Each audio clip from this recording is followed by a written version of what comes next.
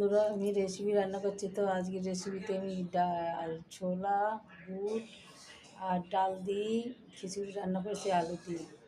তো এখন আলুর চিপস বানাচ্ছি। চাকা চাকা করে কেটে নিয়েছি, নুন হলদি লাগিয়ে, কড়া গরম হয়ে গেছে। তো আলুর চিপস ভাজবো আর ডিমের আমলেট বানাবো। তো চলুন, সাথে থাকবেন, আপনারা দেখবেন। আমার ভিডিওতে লাইক শেয়ার করবেন, সাবস্ক্রাইবটা অবশ্যই করে যাবেন আমার নতুন ভিডিও বন্ধুরা। তো আপনারা সবাই মিলে সাপোর্ট করবেন আমাকে, তখনই আমি আগে যেতে পারবো।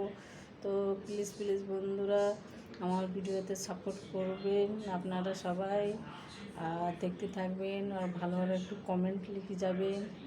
আপনাদের অনেক অনেক ধন্যবাদ। চলুন আমার রান্নার ভিডিওতে, এবার আমি রান্না করবো তো দেখাবো আপনাদেরকে। দেখুন বন্ধুরা, দুটো ডিম নিয়ে নিয়েছি, আমলেটের ডিম নিয়েছি, চাকা চাকা করে অল্প অল্প করে দেবো। কড়া গরম হয়ে গেছে আমার, এই কড়াতে অল্প তেলেতে রান্না হয়ে যায়। কালো হয়ে গেছে, নস্টিক কড়াইয়ের মতন হয়ে গেছে। তো আমি অল্প তেল দেবো এখানে।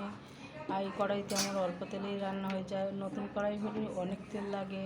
অল্প হলদি নিচে তেল লাগিয়ে নুন দিচ্ছি যাতে বেশি না হয়, টেস্ট মতন। এখানে প্রেশার কুকারের মধ্যে আমি খিচুড়ি রান্না করে নিয়েছি। তো পরে একে আমি ফোড়ন দিই, তেল দিয়ে দেবো, জিরির ফোড়ন দেবো, নিয়ে নেবো অল্প। বন্ধুরা, আমি একে আস্তে আস্তে করে আমি নুন হলদি মিলিয়ে নেবো, এরকম একটা এরকম দেখুন, নুন হলদি মিলিয়ে নেবো বন্ধুরা। হয়ে গেছে এটা।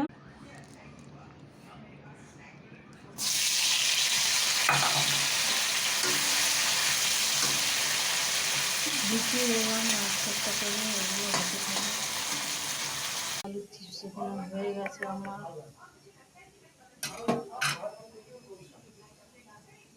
রসুন পেঁয়াজ কাটা হয়ে গেছে, কাঁচা লঙ্কা পেঁয়াজ সরিয়ে নিয়েছি ছোটো ছোটো করে।